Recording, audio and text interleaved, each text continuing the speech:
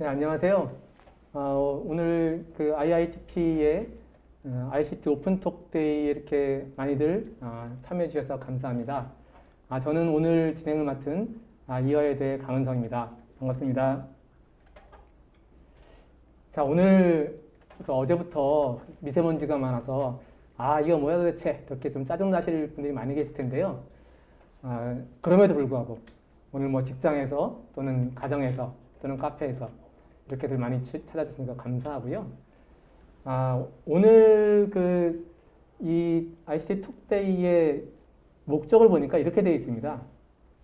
강연, 토크 방식을 통해 댓글을 통한 ICT R&D 관련 이슈와 주요 키워드를 도출하여 기획 과정에 반영 이렇게 되어 있거든요. 이게 도대체 무슨 소리냐? 이렇게 길게 되어 있지만 이걸 주관하는 이제 IITP 우리가 이제 정보통신 기획평가원이라고 하는데요. 제가 좀 관련이 돼 있어서 좀 잘 알고 있습니다. 그래서 이게 정보통신 관련된 국가과제를 그러니까 기획도 하고 또 이게 또 누군가 수행하면 평가도 하는 그래서 정보통신 기획평가원이죠. 이렇게 하는 이제 기관인데 이런 행사를 통해서 여러분들이 이렇게 올려주신 댓글 이런 걸 통해서 이런 걸 국가과제에 좀 반영했으면 좋겠구나 이런 걸 좀 해보려는 시도인 것 같습니다. 아주 참신한 시도죠. 그래서 또 이렇게 참여해 주시는 분들은 이런 이제 질문을 통해서 본인의 이제 궁금함도 풀고 그리고 요즘에 핫한 트렌드지 않습니까? 이런 디지털 트랜스포메이션이나 또는 비대면 이런 쪽에 핫한 트렌드에 대한 여러 가지 지식과 또 간접 경험도 하시고 그리고 또 좋은 의견 내주시면 그것이 또 IITP의 또 국가과제로 또 반영이 되는 보람도 있고 그래도 많이들 참여하셨지만 또 이 이벤트 댓글 이벤트 행사에 또 당첨이 되면 또 커피 쿠폰도 받으시고 이러다 보니까 이게 일석사조의 이런 아주 좋은 행사가 아닌가 이런 싶습니다. 자, 그래서 많이들 참여해 주셔서 감사하고요. 보니까 한 130, 150건 정도 올라온 것 같습니다. 그래서 제가 이래저래 많은 행사를 참여해 봤는데 이렇게 많은 댓글 올려주신 거는 처음이어서 아주 감사하게 말씀드립니다. 그럼 우선 패널을 좀 소개해 드리려고 하는데요. 아주 멀리서 오셨습니다. 나주에서 오셨어요. 보니까. 자, 한국인터넷진흥원 지역정보보호총괄센터 이중구 센터장님 오셨습니다. 네, 반갑습니다. 한국인터넷진흥원의 이중구라고 합니다. 예, 그리고 어디 평소에는 참 뵙기 힘든 분인데요. 어떻게 특별하게 모셨네요, 보니까. 예, 경찰청의 사이버 범죄 수사과 사이버 테러 수사 1대장 이규봉 대장님 모셨습니다. 안녕하십니까. 경찰청에서 온 이규봉 경장입니다. 예, 저는 이화여대 사이버 보안 전공에 있고요. 학교는 온 지 얼마 안 돼서 좀 낯섭니다. 그런데 그전에는 주로 이제 기업의 뭐 CISO나 또는 뭐 보안 기업의 연구소장이나 이렇게 하면서 뭐 학교 또는 이제 민간 이런 쪽에 제가 이야기를 좀 드릴 수 있고요. 우리 이규봉 대장님은 실제 범죄 수사 현장에서 여러 가지 느낀 점들, 또 경험한 것들, 그리고 우리 이중구 센터장님은 그 인터넷진흥원이 우리 보안이나 개인정보 이런 쪽에 그 주요 정책들 많이 맡고 있으니까 그런 정책과 행정의 이런 현장에서 또 보고 느끼신 것들 함께 말씀해 주시면 아주 좋은 재밌는 편을 통해 될 것 같습니다. 자, 오늘 토크의 질문은 여러분께서 이렇게 많이 올려주신 그것을 이제 뭐 현황 그리고 문제점, 대안 이런 식으로 좀 이렇게 분류를 해서 질문을 만들었거든요. 그래서 그런 질문 드리고 또 토론도 하고 그리고 또 중간에 또 여러분이 지금 직접 올려주신 것들 이렇게 보면서 실시간으로 또 질문도 받고 하도록 하겠습니다. 자, 그럼 먼저 패널 소개를 좀 해드리겠습니다. 먼저 이중구 센터장님 본인 좀 소개를 좀 해주시죠. 네, 저는 한국인터넷진흥원 지역정보보호총괄센터의 센터장을 맡고 있는 이중구라고 합니다. 한국인터넷진흥원은 잘 아시다시피 정보보호 전문기관의 역할을 하고 있고요. 그 외에도 개인정보 보호, 인터넷 도메인 할당 그 등록 그리고 전자문서, 전자상거래에 관련한 그 전문기관 역할을 하고 있습니다. 그리고 제가 있는 그 지역정보보호총괄센터는 한국인터넷진흥원의 지역 중소기업의 정보보호 지원을 위한 10개 센터가 있습니다. 인천 센터부터 부산 센터까지 10개 센터가 있는데요. 그 센터의 총괄을 맡고 있습니다. 예, 그러면은 우리 경찰청의 이유봉 대장님 네. 소개를 좀 해주시죠. 네, 안녕하십니까. 경찰청 그 사이버 수사 테러 1대장을 맡고 있습니다. 경찰청은 대부분 정책 부서인데요. 그 중에 유일하게 사이버 테러 수사대, 그 중대범죄 수사대 두 개의 어떤 외건 수사대를 가지고 있습니다. 그 중에 사이버 테러 수사대는 1대, 2대 두 개의 대를 가지고 있고요. 주로 국가 기반 시설을 대상으로 하는 어떤 해킹, 뭐 랜섬웨어, 디도스 공격 관련된 사이버 테러형 범죄를 전담하고 있습니다. 관련된 뭐 수사 사항이라든지 뭐 최근에 많이 언론에 회자되고 있는 뭐 랜섬웨어, 겐트클랩 뭐 검거 사건이라든지 이런 주요 사건을 실제로 저희 대에서 전담하고 있습니다.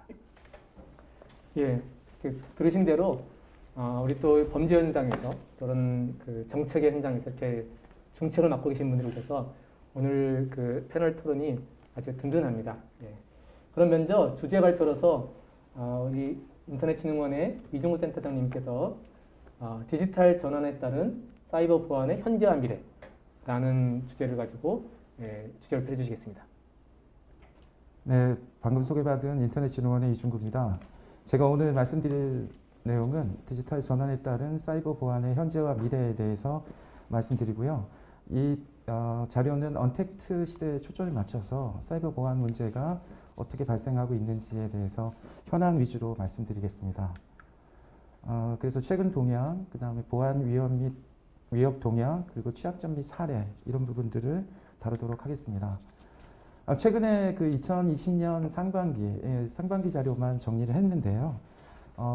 그 코로나19 때문에 여러 가지 문제점들이 발생하고 그런 것들을 이제 가장해서 예컨대 재난지원금이라든지 뭐 이런 것들을 지원해 준다라는 그런 이제 스미싱이라든지 그런 것들이 많이 보도가 되고 있습니다. 그런 부분들에 있어서 그 계속 그 보안 위협이 증대되고 있다라는 그런 얘기를 드리고 싶습니다.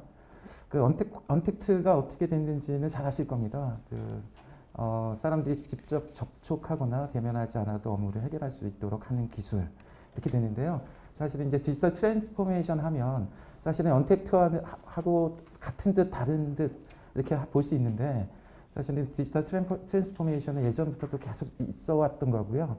코로나19로 사람을 볼 수 없기 때문에 이 언택트라는 측면에서 다시 주목받기 시작했습니다. 사실은 같은 듯 중에 같은 것에 한 표를 던지고 싶습니다. 그리고 그 언택트 서비스 중에 보면 이제 원격 근무라든지 온라인 수업, 화상 회의, 뭐 여러 가지의 그런 이제 비대면 서비스들이 언택트 서비스의 하나고요. 그런 부분들에 대해서 보시면 될 것 같습니다. 그리고 현재 그 지금 저희 기사가 내놓은 자료 중에 보면 재택근무자의 51.6%가 보안 위협을 경험했다. 이렇게 얘기가 되고 있습니다. 그만큼 재택근무 갑자기 이루어진 만큼 갑자기 그런 보안 위협은 그런 부분들을 이제 그 타겟팅 하거든요. 그런 부분에서 재택근무가 보안에 큰 위협이 되고 있다. 이렇게 보시면 될 것 같고요. 그리고 업무 관련 소프트웨어를 가지고 거기에 이제 물론 이제 재택근무를 많이 해서 접속을 해야 되니까 그런 부분들을 대상으로 해서 블루크랩 랜섬웨어라고 하는데 아무튼 이제 서버 단을 공격해서 랜섬웨어를 퍼뜨린다 이런 뜻으로 이해하시면 될 것 같습니다. 그래서 업무 관련 그리고 온라인 교육 뭐 이런 부분들이 특화되어 있습니다. 그리고 피싱 메일도 계속 증가되고 있고요. 그래서 뭐 계속 전년에 비해서 계속 증가되고 있습니다. 그리고 그 언택트 시대는 뭐 디도스 공격도 2배 증가하고 있고 지속 시간도 25% 그리고 공격 시간도 2.5배 증가하는 그런 특성을 가지고 있습니다. 그리고 원격 근무를 하면서 VPN을 많이 이용하거든요. VPN 그리고 클라우드 앱을 이용을 많이 하시는데 그것의 취약점이 많이 보고가 되고 있습니다. 그래서 침해 사고가 발생하고 있고요. 그리고 사용자 계정 탈취 이런 부분들이 이제 시스템 침투하는 것까지 되고 있고 보고서가 노출됨으로써 정보 자산이 유출되는 부분들 그리고 악성 코드가 감염되는 그런 부분들도 있습니다. 그래서 구체적으로 한번 보시면 VPN이 이제 어떻게 보면은 이제 그 논리적으로 보안 연결할 수 있는 그런 방법인데 VPN도 그게 이제 안전하다고 볼 수 없습니다. 그래서 VPN의 취약점이 많이 보고가 되고 있고 그래서 사이버 공격이 만들어지고 있습니다. 그리고 클라우드 앱에도 동일한 부분이 있습니다. 그리고 FBI는 최근 이제 보이스피싱 사기가 만연할 것이라고 이제 경고한 바 있고요. 그리고 그 온라인 화상회의, 온라인 수업에 있어서 학생들이나 아니면 그 직장인들이 그 많이 쓰고 있는 그런 그 앱들이 있습니다. 예컨대 이제 회의로 대명사, 원격 회의의 대명사인 줌이라는 그 프로그램이 있는데, 그래서 줌 바밍이라는 형식으로 해서 그 원래의 원격 회의에 들어와서 막 방해하는 그런 형식으로도 이용되고 있습니다. 그리고 그 아까 말씀드렸듯이 블루크랩 랜섬웨어는 서버 단을 공격해서 랜섬웨어를 퍼뜨리는 건데 그런 부분들도 많이 발견이 되고 있는 상황이고요. 그리고 A사라고 하시면 뭐 잘 아시는 그런 사이트인데, 그래서 초, 중, 고등학교의 원격 수업을 담당하는 그런 사이트가 디도스 공격을 받아서 마비가 되는 그런 일이 최근에도 있었습니다. 그리고 비대면 서비스와 관련해서 뭐 스미싱이라든지 뭐 악성 코드, 그리고 디도스 공격 해가지고 갑자기 그 먹통이 되는 바람에 주문 처리가 지연된다든지, 그리고 예전부터 있었던 이메일 무역 사기 이런 부분들도 계속되고 있는 상황입니다. 그리고 보안 사고 사례 중에 보면 이제 코로나19로 재난지원금을 줄 테니 준다라는 것이 이제 언론에 나가고 하니까 그런 문자 메시지를 보내서 그런 이제 스미싱 공격을 하는 사례가 많이 보고가 되고 있고요. 그리고 모바일 악성 코드 카이시라고 하는데 이런 부분들, 그런 것들도 앱을 동일한 지금 쓰고 있는 상용 앱과 동일한 것들을 만들어서요 공격을 하고 있습니다. 그리고 인공지능 IoT인데, IoT 하면 이제 CCTV라든지 그래서 IP 카메라 이런 부분들이 있는데 반려견을 위해서 이제 반려견이 어떻게 됐는지 상태를 보기 위해서 만들었던 CCTV가 오히려 자신을 엿보고 있는 그런 현상도 보고되고 있습니다. 공유기가 해킹에 되게 취약하거든요. 그런 부분들도 해서 공유기를 많이 사용하는 현재 그런 것도 위협 대상이 되고 있습니다. 그리고 인공지능으로 스피커를 조정하는, 그게 사람이 들을 수 없는 대역대의 주파수를 이용해서 인공지능 스피커를 조정하는 형식도 많이 발생하고 있습니다. 그리고 IP 카메라 아까 말씀드렸듯이 사생활, 그러니까 반려견을 위해서 많이 하시는 분들이 계시는데요. 이게 오히려 자신을 사생활을 엿보는 형식으로 되고 있습니다. 딥페이크 부분입니다. 딥페이크, 뭐 오바마 대통령이 실제로 얘기하는 것처럼 했는데 사실은 아니더라. 인공지능 기술로 인해서 딥페이크가 활성화되고 있고요. 이것이 음란물로 만들어지는 현상도 일어나고 있습니다. 그리고 기타 뭐 여러 가지 이슈 지나가도록 하겠습니다. 마지막으로 요약드리겠습니다. 지금 코로나19로 인해서 원격 근무가 62.3% 증가하고, 그 다음에 화상회의도 34배나 증가했습니다. 그리고 그런 상황에서 언택트 상황에 있어서의 취약점은 계속 늘어나고 있는 상황이고요. 디도스 공격, 스미싱 문자, 랜섬웨어, 그리고 기타 등등 이런 것들이 많이 일어나고 있는데요. 이런 부분들을 어떻게 하면 잘 풀어나가고 그러한 이제 보안 위협을 막기 위한 기술 개발은 어떻게 돼야 되는지 저희가 토론을 통해서 말씀드리도록 하겠습니다. 이상입니다. 네, 이종선 사님 고맙습니다. 근데 이거 듣다 보니까 이거 뭐 계속 뭐가 안 좋다, 공격당한다 이런 얘기가 너무 많아서 들으시는 분들이 이거 뭐야 뭐 이렇게 생각하실 수 있을 것 같습니다. 어쨌든 이런 지금 언택트 시대, 코로나19로 인해서 강요당하는 이 언택트 시대에 보안 위협이 많이 증가하고 있다라는 부분들을 또 수치를 통해서 몇 가지 사례를 통해서 말씀해 주셨습니다. 예, 감사하고요. 이번에는 이규봉 우리 경찰청 대장님의 비대면 서비스 확산에 따른 ICT 사이버 방역과 경찰의 대응이라는 제목으로 주제 발표를 듣도록 하겠습니다. 네. 네, 안녕하십니까, 이규봉 경장입니다. 이번 발표에서는 주로 사이버 범죄 수사와 관련된 경찰청 대응 방안 위주로 발표를 드리겠습니다. 코로나19 지속으로 재택근무, 원격교육 등 비대면 서비스가 확산되고 경제 사회 전반에서 디지털 대전환이 빠른 속도로 진행되고 있습니다. 코로나19 이후 절도, 폭행 등 정통적인 대면 범죄는 비교적 감소하였으나 시대적 변화를 악용하는 무인상점 해킹, 인공지능을 활용한 디도스 공격, 랜섬웨어, 피싱 등과 같은 신종 사이버 범죄가 새롭게 등장하였고 그 공격의 규모와 피해는 계속 증가하고 있습니다. 지난해 유통기업 이런데에 대한 랜섬웨어 공격이 발생하여 일부 점포가 휴점하는 등 국민에게 큰 피해를 준 바 있으며 올해에는 코로나19 백신을 개발하는 제약회사, 네이버 등 정보통신 서비스 업체에 대한 해킹 및 디도스 공격이 계속 시도되어 있어 많은 우려를 낳고 있습니다. 경찰은 이러한 사이버 위협으로부터 국민을 보호하고 안전한 사이버 공간을 조성하기 위해 사이버 테러 수사 기법 개발, 사이버 테러 수사 역량 강화, 국내외 협력 강화, 비대면 대국민 서비스 강화를 추진하고 있습니다.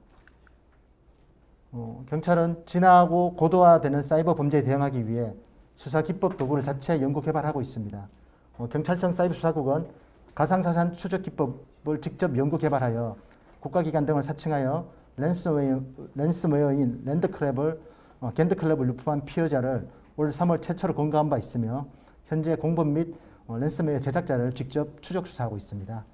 비대면 디지털 전환의 사회 문화적 기류를 악용하여 수사를 회피할 목적으로 사용되고 있는 다크웹, 가상화폐, VPN 등에 대한 수사 기법 연구도 지금 현재 활발히 진행되고 있는 상황입니다. 또한 현장에서 사이버 테러 범죄에 대응하는 사이버 수사관 역량 강화와 정예 수사관으로서 육성하기 위한 첨단 ICT 관련 전문화 교육 방안 등을 마련하여 실행하고 있으며 앞으로 더욱 확대할 예정에 있습니다.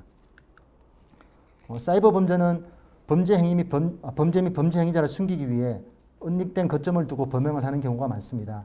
특히 범죄의 해외 기업 서비스를 이용하거나 다수 국가에 걸쳐 발생한 경우가 많아 해당 수사를 위해서는 국제 공조와 대외 협력 등이 필수적입니다. 최근 수사권 조정으로 경찰이 사이버 테러 범죄의 불례적 수사권자로 자리매김함에 따라 사이버 테러 대응에 많은 변화가 필요한 시기입니다. 이러한 변화와 사이버 테러 역량 강화 일환으로 경찰은 국제기구, 해외 법 집행기관, 글로벌 IT 기업 등과 긴밀한 국제 공조 협력 체계를 확대하고 국내 보안업체, 금융권, 학계, 법조계 등 다양한 분야의 사이버 테러 전문가들로 구성된 사이버 테러 전문가 그룹을 발족하여 사이버 위협에 선제적으로 대응하고 있습니다. 사이버 공격이 발생할 경우 경찰의 대내외 유기적인 협력 체계를 통해 신속하게 범인을 검거하고 추가 피해를 예방하기 위해 최선을 다하고 있습니다. 아울러 경찰에서는 비대면 원격 서비스 확산에 맞추어 민원인이 직접 경찰관서에 출석하지 않고도 상담 및 범죄 신고를 할 수 있는 사이버 범죄 신고 시스템을 개편하여 서비스하고 있습니다.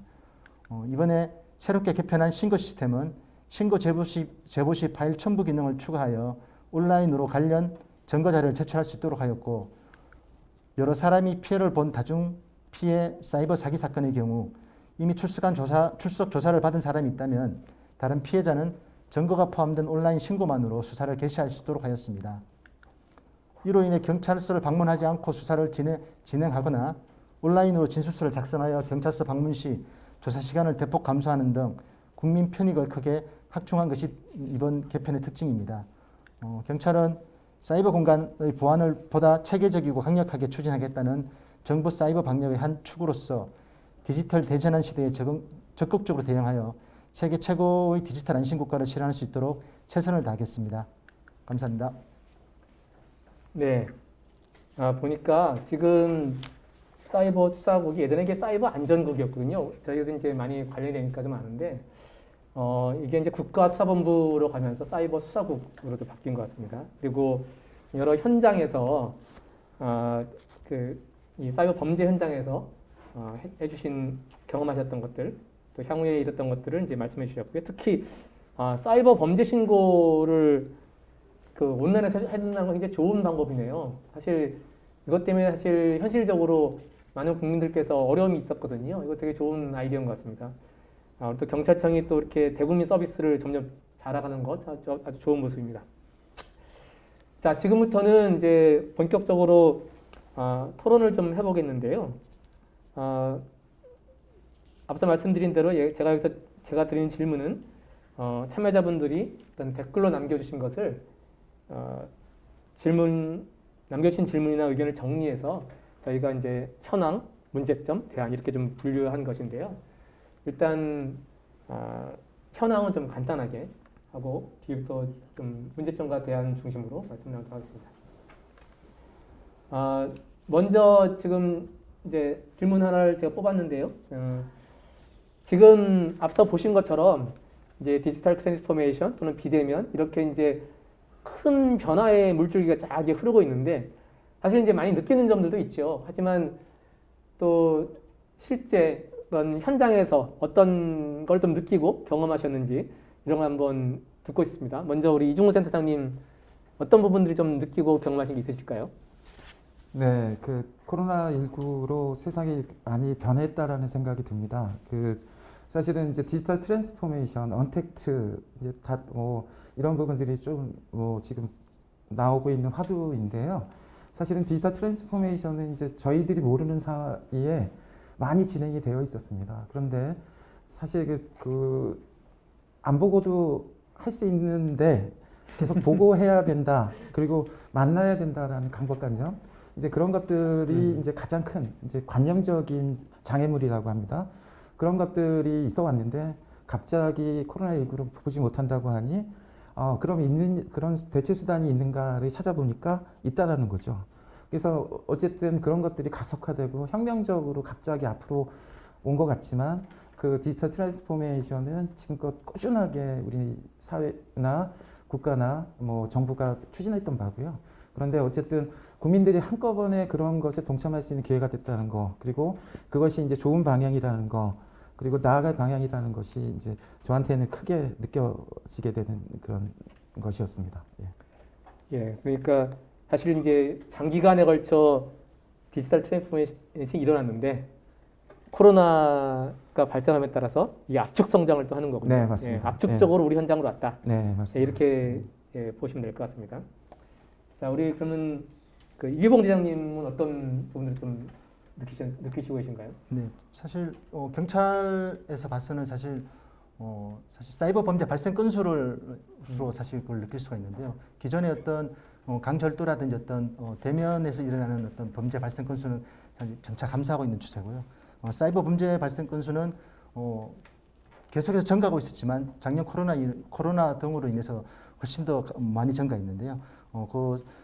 사이버 범죄, 저희가 사이버 범죄라고 하면 정보통신망 침해 범죄가 있고 정보통신망 이용 범죄가 있습니다. 정보통신망 이용 범죄는 사이버 사기, 사이버 금융 범죄, 그리고 불법 콘텐츠형 범죄로 나눠집니다. 그리고 사이버 침해형 범죄는 디도스, 해킹, 랜섬웨어 등의 어떤 사이버 테러형 범죄로 볼 수 있는데요.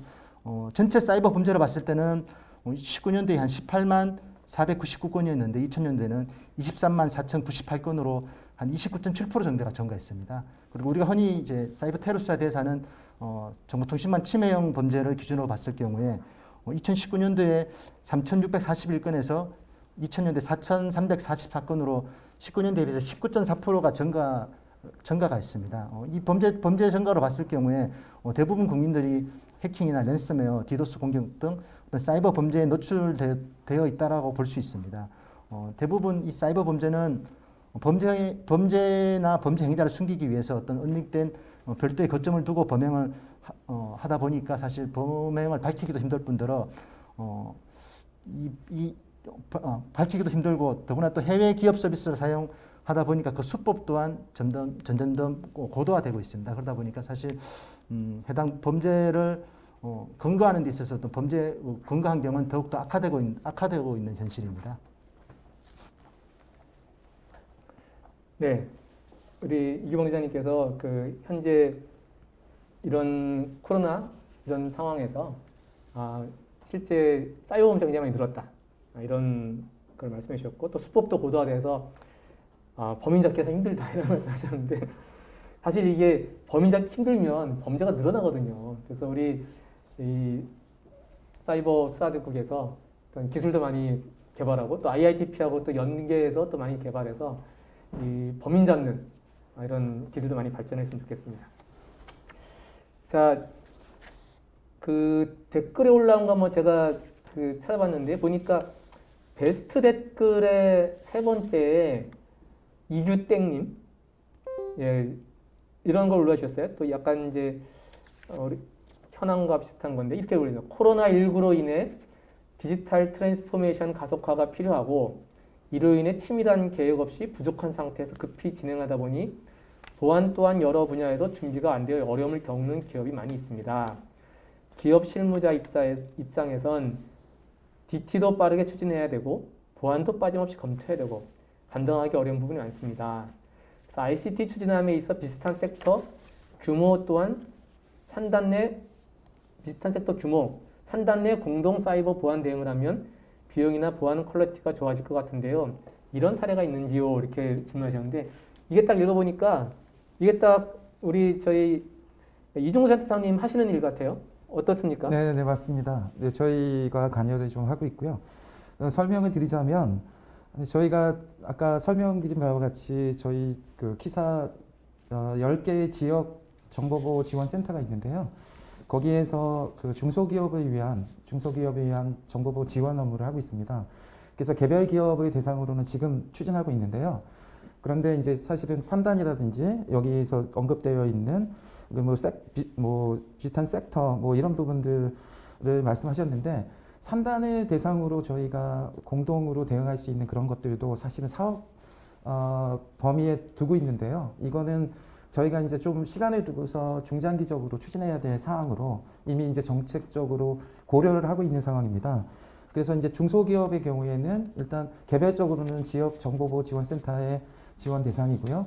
그리고 최근에 같은 경우에는 뭐냐면 그 종합 컨설팅 지원 및 그 보안 솔루션 지원 사업이라고 해서 전국에 있는 1270개 기업의 대상으로 보안 컨설팅을 해주고요. 그리고 컨설팅으로 발견된 취약점에 대한 것을 이제 치유하기 위해서 보안 솔루션도 도입 지원해 줍니다.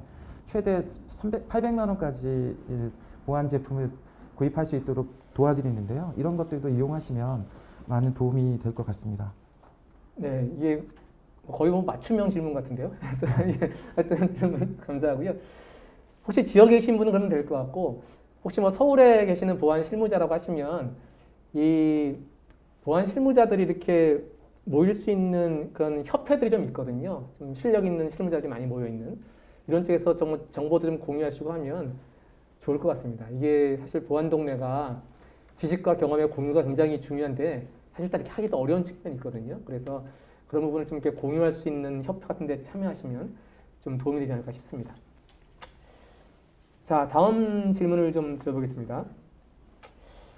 자, 저기 우리 이중무 센터장님 먼저 한번 해보실까요? 저기 우리나라 보안 위협 대응 수준이나 체계에 대해서 어떻게 생각하시고 또 가장 취약한 분야는 무엇이라고 보시는지 한 개만 꼽아주신다면 어떤 부분이 있겠습니까? 네. 사실 저희가 이제 중소기업 지원을 하다 보니까 그 대기업의 경우는 아무 문제가 없습니다. 시스템도 잘 돼 있고 그리고 그 시스템에 이제 순응하는 그런 것들도 되게 높습니다. 그런데 중소기업의 경우에는 보안 역량이 취약할 수밖에 없고요. 그래서 저희가 정의한 부분들이 있습니다. 중소기업의 보안 수준은 3무다, 세 가지가 없다라고 하는데요. 첫째, 관심이 없습니다. 두 번째, 예산도 없습니다. 그리고 인력도 없습니다. 그러니까 사실은 그런 부분들이 비대면 디지털 전환한다고 해서 저희가 ICT 관련된 설비를 드린다든지 그걸 관리하고 있다고 하면 그게 일종의 폭탄으로 작용할 가능성이 큽니다. 그러니까 결국은 기업이 문제가 되는 것이 아니라 그걸 경위주로 해서 다른 회사나 기관을 공격하는 사례들도 많이 있거든요. 그래서 그 중소기업이라든지 아니면 최근에 최근에 이제 비대면 서비스 이용하게 되는 뭐 병원도 그렇고 그다음에 비영리 법인 뭐 이런 부분들이 가장 취약하다고 보여지고요. 그게 자신만의 문제가 아니라 주위에 보안 위협을 만들어지게 되는 그런 문제가 발생하리라고 생각합니다. 그런 부분들을 저희가 지원해주고 있습니다. 예, 같은 질문을 우리 이기봉 대장님께 드려보겠습니다. 예, 네. 어떤 부분이 좀 있을까요? 사실 우리나라는 세계 최고의 어떤 IT 선진국으로 성장을 했지만 국민들의 어떤 보안 의식에 있어서는 사실 그게 좀 미치지 못한다고 생각이 됩니다. 가장 취약한 부분으로는 특히 이제 지능형 CCTV, 뭐 AI 스피커, 등 IoT 결합 서비스라고 생각이 되는데요. 디지털 기기들이 인터넷으로 연결되어 모바일 등을 통해서 원격 접속해서 조정이 가능할 수 있는 환경에 와 있습니다. 다만 관련 기기들의 어떤 취약점에 대한 어떤 사실 실질적인 연구나 점검이 제대로 이루어지지 않다 보니까 어떤 이 상황에서 어떤 해킹이나 어떤 수집되어 있는 어떤 개인 정보가 인터넷에 그대로 노출되는 어떤 상황까지 많이 와 있고요. 그리고 이에 대한 어떤 보안 업데이트라든지 이런 부분에 있어서 아직 한참 좀 미비한 거라고 생각이 됩니다. 예, 보니까 지금 센터장님은 우리 중소기업이 산무다. 아주 그 슬프지만은 재밌는 표현인데요. 어떤 우푼이라고 그러죠. 예, 예, 그런 산무 상황이다라는 말씀을 해주셨고, 그다음에 우리 대장님께서는 이제 IoT 제품들이 취약하다. 예, 제가 그냥 팁을 하나 말씀드리면, 우리가 뭐 펫케민 이런 거 사시잖아요. 가장 먼저 하실 게 초기화된 그 비밀번호 공장 번호들이 다 이렇게 적혀 있거든요. 일단 그걸 바꾸시는 게 핵심입니다. 그것만 바꾸시면 나머지는 취약점은 그 기업에서 할 일이고요. 그 사신 분들은 일단 초기에 설정된 비밀번호를 바꾸셔라. 이게 핵심이거든요. 그래서 그거 생각나시면 빨리 갖다 적어 놓으시고 빨리 바꾸시면 됩니다. 그러면은 대부분의 그 뭐 펫케미니 또 우리 아이들 모니터링에서 한 그 웹캠들 다 대부분 막을 수 있습니다. 예, 그거 하나 팁으로 드리고 다음으로 넘어가겠습니다. 자, 이 IITP의 기술 수준 보고서에 따르면 한국의 차세대 보안 기술 수준이 미국과의 기술 격차는 1년, 중국에도 뒤처지는 수준으로 조사되었습니다. 이러한 원인이 정부의 문제점인지 시장의 문제점인지 다각도로 허심탄회하게 의견 부탁드립니다. 이거 질문 좀 어려운 질문이네요. 우리 대장님 어떻게? 네. 사실 경찰 어떤 수사와 관련된 어떤 부분으로 특징에서 봤을 때요. 사실 사이버 범죄에서 주로 사용되는 어떤 디지털 포렌식 도구나 장비 그리고 가상화폐 추적 시스템 등 대부분 해외 업체에서 개발한 것을 지금 현재 도입해서 사용하고 있습니다. 사실 기술 한국 기술이 부족할 수도 있지만 사실 그 장비에 대한 수요가 많지 않다 보니까 독자적으로 어떤 개발해서 판매할 수 있는 어떤 환경 자체가 좀 곤란한 경우가 많습니다. 그러다 보니까 사실 이런 부분은 정부에서 어떤 연구 개발을 지원하고 사실 개발했을 경우에는 어떤 해외 어떤 수출 판매처까지 같이 연계해서 해줄 수 있는 어떤 정부적인 어떤 범정부적인 어떤 협조 체계가 필요하다라고 생각이 듭니다. 포렌식 기술이 좀 많이 부족하군요. 그러니까 기술은 뛰어납니다. 기술은 뛰어난데 사실 그 기술을 가지고 분석 장비를 만들 수는 있는데 그 장비 자체가 만드는 데 있어서 어떤 고가인데도 불구하고 그에 대한 수요처가 많지 않다 보니까 시장이 별로 없다. 네, 맞습니다. 네. R&D 하면서 시장이 있어야지 또 맞습니다. R&D 자금도 더 들어가고 이런 거니까. 어차피 경제적인 어떤 관점에서 봐야 되기 때문에 투자 대비 효율로 봤을 때 사실 너무 더 가는 돈에 비해서 그렇게 수요가 많지 않다 보니까 자체 개발이라는 이런 부분에서 좀 처지는 어떤 부분이 좀 있는 것 같습니다. 예. 우리 저 키사의 이종 센터장님은 또 어떤 부분이 좀 우리가 부족하다고 보시나요? 네. 이런 말을 드려야 될까 말아야 될까 이제 많이 해줘보시죠. 고민했는데요. 네, 아무튼 저희가 R&D 하면 생각나는 게 이제 도전 이런 거보다는 성공하지 않으면 안 된다라는 강박관념. 그러니까 결국은 실패하면 안 되니까 보다 낮은 수준을 목표를 삼고 이제 그런 것들의 연구가 진행되지 않았나. 그리고 실제로 실패하게 되면 좀 문제가 많이 발생하는 그런 R&D 문화가 있는 것 같아요. 그래서 연구가 그냥 연구를 위한 연구지 사실은 특별한 걸 만들어내겠다라는 의지가 없지 않은가. 이게 이제 제 얘기이기도 하지만 주변에 좀 얘기를 들어봤더니 그런 말씀을 해주시는 분들이 좀 많이 있었습니다. 그리고 사실은 실패라는 것도 하나의 이제 성공의 다른 부분이지 않습니까? 그러니까 실리콘밸리에서 실패 보고서가 그렇게 비싼 값에 팔리고 있습니다. 어떻게 해서 실패했는지, 그리고 실패 경험이 있는 사람은 다시 또 도전할 수 있는 기회를 계속 주고 그런 문화가 만들어져야 되지 않을까 이런 생각이 들고요. 실제로 투자 만약에 제가 그렇게 만약에 R&D를 한다면 정말 어떻게 이것 성공하지 않으면 어쩌지라는 그런 것이 있는 순간 연구를 이렇게 도전적으로 하기는 어렵지 않은가 이런 생각이 듭니다. 이거 완전 공감되는 말씀인데요. 사실 제가 첫 직장이 국제연구소였는데요. 100% 성공이었어요. 네. 있을 수 없는 일이잖아요. 네, 근데 그렇게 되는 거고요. 예. 제가 하나 좀 보태면, 저는 이제 우리나라가 왜 뒤처졌느냐라고 생각하는 것 한 가지는, 좀 시장의 문제도 있다 생각하는데요. 우리나라 정보보호 시장이 한 10조 원이라고 보거든요. 그러면 이제 물리보안이 한 7조 원, 그리고 정보보안이 한 3조 원 이렇게 봅니다. 근데 글로벌하게는 정보보안 시장이 한 150조 원이라고 보거든요. 그럼 우리나라가 한 3%쯤 차지하는 거죠. 물론 그것보다 좀 적다고 보죠. 왜냐면 이제 8989 할 때 중복 계산되고 이런 게 있으니까. 근데 우리나라가 지금 GDP 9위 이렇게 됐다고 하는데, 정보보안 시장은 3조, 세계 3%라는 거죠. 그러니까 원인이 어디 있든 간에, 그래서 과기부나 이런 쪽에서 여러 가지 일을 하고 있는데, 사실 이건 정보만의 문제는 아닌 것 같고요. 사실 일정 시기 이후에는 혁신적인 제품이 보안 시장에 잘 나오지도 않고, 또 우리나라 또 대기업들의 갑질도 만만치 않고, 여러 가지가 섞여 있는 것 같습니다. 그래서 어디서부터 풀지는 좀 이렇게 심각한 고민을 해봐야겠지만, 어쨌든 시장 자체가 잘 되지 않기 때문에 혁신적인 제품이 나오지 않는다. 이것이 우리나라 보안 수준이 떨어지는, 또 앞으로 4차 산업혁명에서 필요한 보안 기술이 좀 잘 나오지 않는 그런 한 가지 원인이라고 또 참 짚어보고 싶습니다. 예. 자, 또 실시간 또 올라온 거 하나 좀 제가 읽어보겠습니다. 이 또 베스트 댓글에 김미땡님이 올리셨는데요. IITP의 좋은 시도 감사드립니다. 예의가 아주 바르십니다. 최근 딥페이크와 같이 개인의 인권을 침해하는 사이버 범죄가 기승을 부리고 있는데, 이를 해결하기 위한 법적, 제도적 지원이 함께 제정되어야 한다고 생각합니다. 네, 의견도 의견이지만 또 질문이라고 볼 수도 있어서, 또 이 현장에 계신 우리 이규봉 대장님 의견을 좀, 이규봉 대장님? 네네네.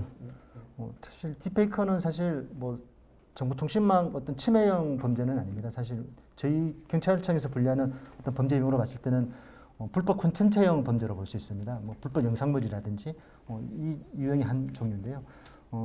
사실 법적으로는 작년 3월 24일 날 성폭력 특별법 14조 2항에 의해서 그 영상물 등의 반포 등을 처벌하는 규정이 신설되었습니다. 해당 법률에서는 이제 반포 등을 목적으로 대상자 여사에 반하여 성적 욕망 또는 수치심을 유발할 수 있는 형태로 편집, 합성 또는 가공한 사람하고, 그리고 해당 영상물을 반포한 사람을 처벌하고 있습니다. 특히 영리 목적으로 있을 경우에는 가중 처벌하고 있습니다. 다만 해당 법률에서 사실 불법 촬영물처럼 소지나 어떤 시청한 사람은 별도로 처벌하지 않고 있고요. 사실 딥페이크가 일부 국가에서는 사실 처벌하지 않는 국가도 있습니다. 그러다 보니까 사실 불법 영상물 같은 경우도 시청죄가 이번에 신설되었듯이 딥페이크라는 어떤 그 행위 자체에 대한 어떤 사회적인 일단은 판단이 먼저 공감대가 형성이 돼야 될 부분이고요. 어느 부분까지 처벌할 것인지, 지금처럼 그냥 영리 목적으로 제작해서 반포한 경우만 처벌할 것인지, 아니면은 소지하고 시청한 경우에도 사실 처벌할 것인지에 대한 어떤 논의 과정이 필요하다고 보여집니다. 그 논의 과정을 통해서 어떤 사회적 공감대가 형성된다면은 사실 그게 이제 다시 또 법률에 반영이 되어서 신설되거나 개정될 수 있는 사항으로 보여집니다. 그리고 수사하는 입장에서 이제 제도적으로 봤을 때는 사실 저희가 그 영상물 자체가 딥페이크 영상물인지 아닌지를 사실 구분하기가 되게 어렵습니다. 그리고 이 부분에 대해서 어떤 국가수라든지 어떤 특정한 기관에서 이거는 딥페이크 영상물이다 아니다라고 아직까지 포렌식이나 이런 부분 해주는 기관도 사실 없다 보니까 현장에서는 사실 그 부분이 가장 어렵습니다. 그러니까 이게 딥페이크인지 아닌지, 그리고 피해자 입장에서 봤을 때 불법 영상물 같은 경우는 지금 현재 경찰과 여가부 협동해서 사실 불법 영상물을 추적해서 삭제까지 해주고 있는데요. 딥페이크 영상물에 대해서도 사실 어느 부분까지 피해자 보호라든지 어떤 피해자에 대한 어떤 도움을 줄 건지에 대한 어떤 사회적 공감대도 사실 앞으로 계속해서 형성해 나가야 될 부분일 것 같습니다. 예, 말씀은 요약하면 법규는 있다. 네, 맞습니다. 예, 그런데 기술적으로 좀 고민이 많다. 이런 말씀인 네, 것 맞습니다. 같고요.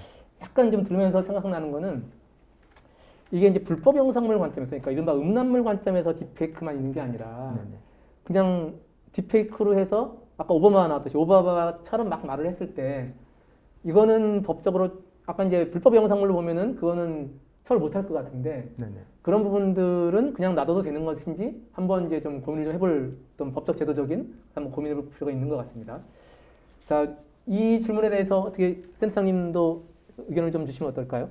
네, 저희가 이제 범죄나 뭐 이런 것들은 이제 다루고 있지는 않지만 말씀을 드리자면 사실은 딥페이크 기술을 악용하니까 문제가 생기는 것 같습니다. 그러니까 어떻게 보면 그것을 뭐 만약에 그 어떤 특정한 배우가 촬영 중에 죽었다.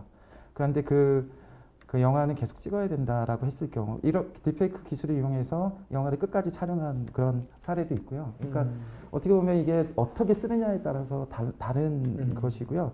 그걸 막는 게 능사가 아니라 그걸 악용하는 것들에 대한 부분들이 이제 문제가 되는 거고 이런 것들은 사실은 인공지능의 어떤 한 영역에서 계속 발전시켜 나가야 될 분야가 아닌가. 예, 모든 것을 다 법적으로 해결해서 아예 씨를 말려버린다든지 그러니까 할 수 있는 것, 할 수 없는 것 이런 것에 대한 윤리 교육이라든지 제도, 법령 교육이라든지 이런 것들도 되게 중요한 부분인 것 같습니다. 네, 어떤 기술이든 양면성이 있는 네, 거네요. 네, 그렇습니다. 예, 예. 또 이제 그 IITP 과제 입장에서 보면은 결국 인공지능으로 만든 딥페이크 영상을 사람이 알기 어렵거든요. 아까 대장님 말씀하신 것처럼 결국은 인공지능으로 찾아내야 되기 때문에 그것을 인공지능 기반으로 찾아내는 기술이 앞으로 또 개발되고 발전해야 되지 않을까 이런 생각도 드네요. 네, 그래서 기술적으로 또 법적으로 또 여러 가지 면이 있을 것 같습니다. 자, 그 다음 질문으로 넘어가겠습니다.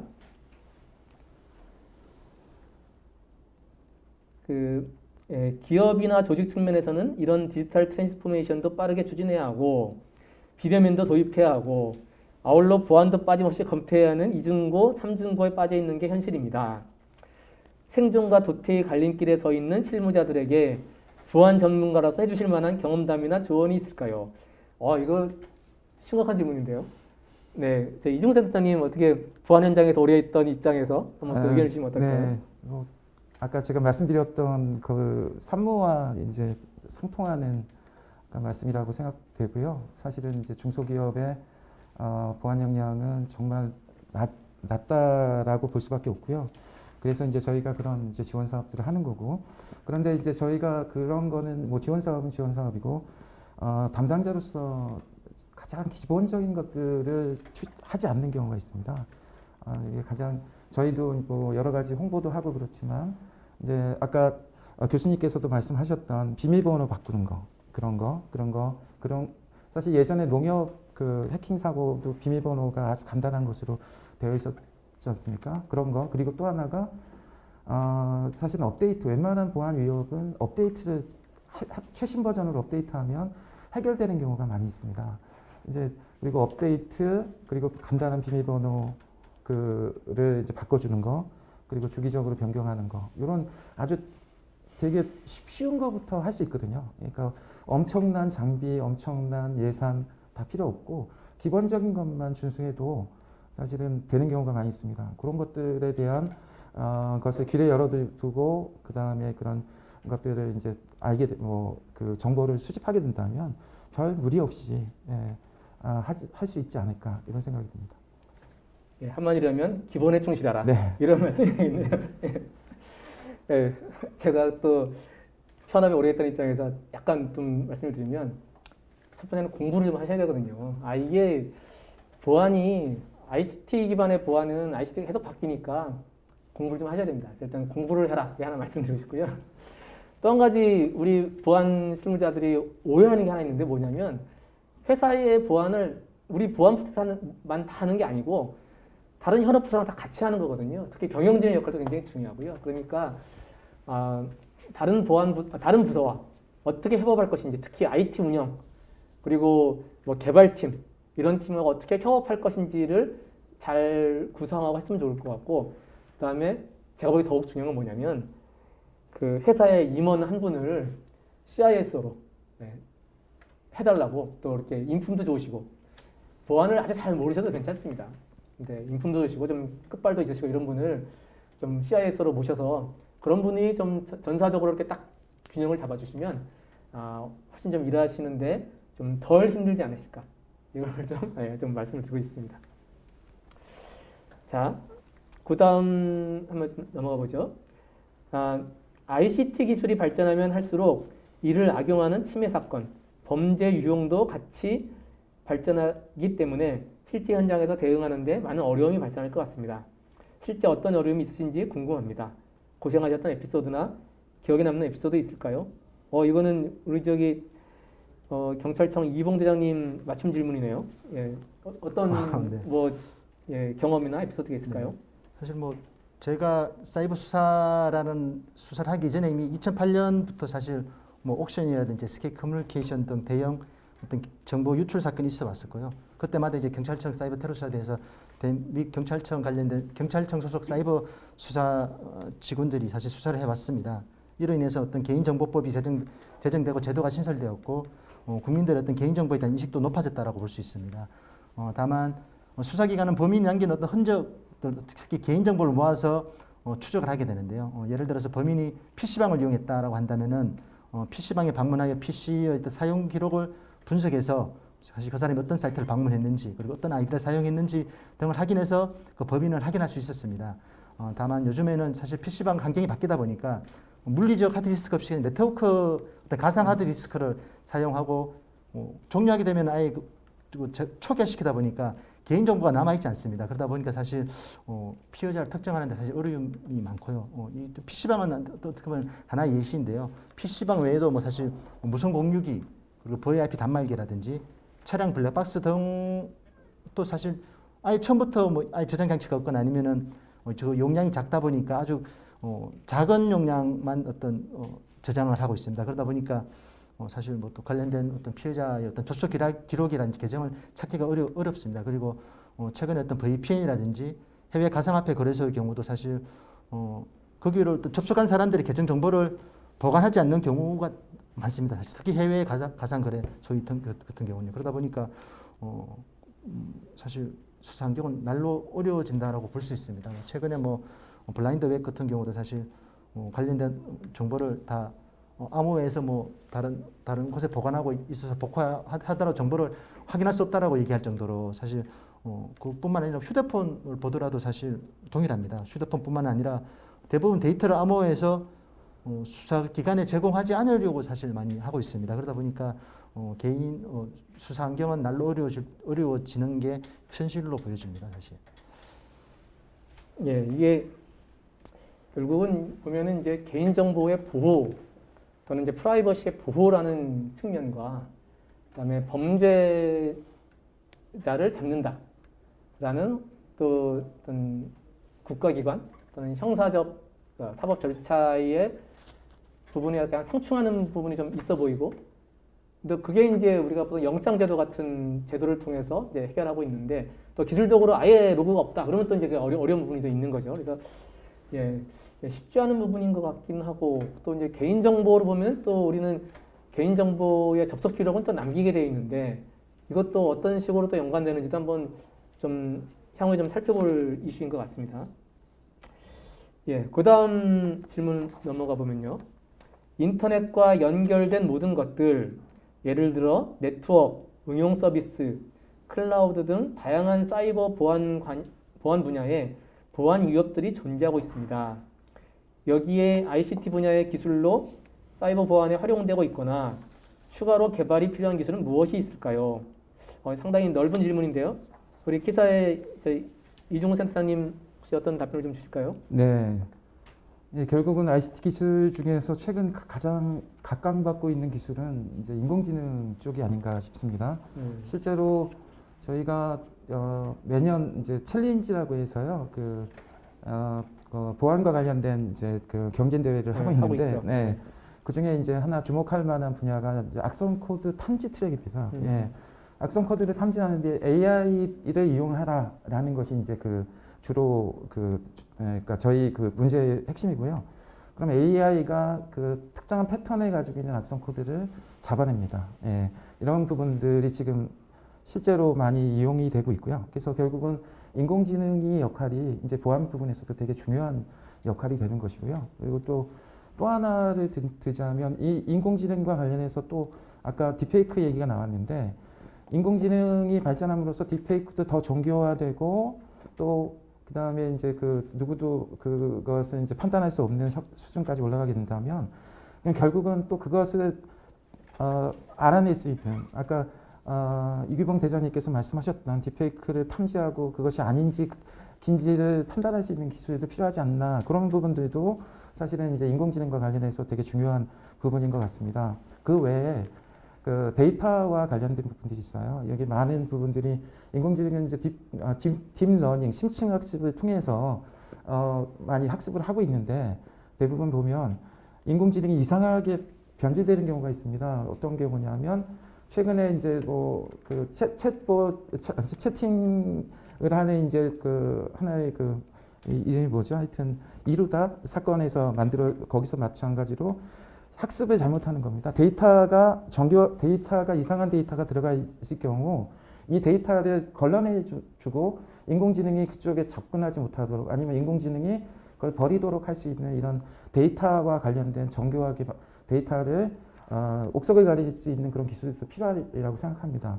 그래서 이제 이런 부분들이 이제 우리 뭐냐면 이 정보보안 분야에서도 활용될 수 있고요. 그리고 이제 그것이 이제 정보보안뿐만 아니라 다른 분야에서도 다 같이 적용되고 활용될 수 있지 않을까 이렇게 생각합니다.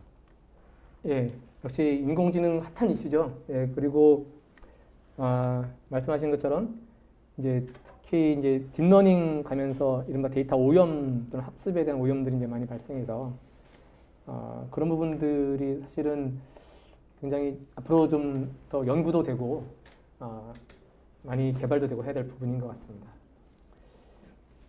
예, 그 다음 질문 넘어가겠습니다. 자, ICT 기술은 사이버 방역의 필수 요소이고 성공의 열쇠라고 생각합니다. 수사기관의 입장에서도 ICT 기술을 활용하여 지능화되는 침해에 대응하실 것 같은데 도입하신 거나 도입 준비 중인 ICT 기술이 있나요? 예. 네. 사실 기술적인 부분에 있어서는 경찰청에서는 사실 뭐 가상통화 추적 요즘은 뭐 일반 사이버 범죄뿐만 아니라 일반 범죄에 있어서도 대부분 어떤 결제 수단이 가상화폐를 많이 사용하다 보니까 더구나 또 이게 국내 거래소만 경유하는 것이 아니라 해외 어떤 거래소를 많이 경유합니다. 그러다 보니까 사실 그 해당 가상통화를 추적할 수 있는 시스템이 필요한데 이거는 해외에서 개발한 추적 시스템을 저희가 도입한 부분도 있고 또 자체 수사관들이 수사를 하면서 필요에 의해서 자체 개발해서 사용하는 가상통화 추적 시스템이 존재합니다. 그리고 다크웹 사실 마약 거래라든지 이런 게 사실 일정 온라인이 아닌 어떤 다크웹이라는 어떤 공간에서 훨씬 더 많이 이루어지고 있습니다. 그러다 보니까 어떤 다크웹에서의 어떤 범인이라든지 어떤 범죄 추적할 수 있는 어떤 관련된 시스템을 외주를 통해서 이제 개발하고 있는 상황이고요. 그리고 악성 코드 분석 시스템도 외주 및 자체 개발을 통해서 현재 사용하고 있습니다. 그리고 기술뿐만 아니라 어떤 대외적인 어떤 협력 관련해서도 처음에 말씀하셨다시피 어떤 사이버 테러 전문가 그룹을 발족해서 현재 운영하고 있고요. 그리고 대부분 사이버 범죄는 국내에서 일어나는 것이 아니라 대부분 해외를 경유해서 다 일어나다 보니까 해외의 어떤 법 집행 기관, 특히 뭐 인터폴, FBI, HSI 등 해외 법 집행 기관과의 어떤 공조 협력이 굉장히 중요합니다. 그러다 보니까 뭐 사이버 수사국 내에 별도로 어떤 해외 공조 협력을 할 수 있는 어떤 조직을 만들어서 자체적으로 그 부분을 현재 해결하고 있습니다. 예, 사실 그 사이버 수사대는 하나부터 10개 다 그냥 ICT 기술이라고 보면 됩니다.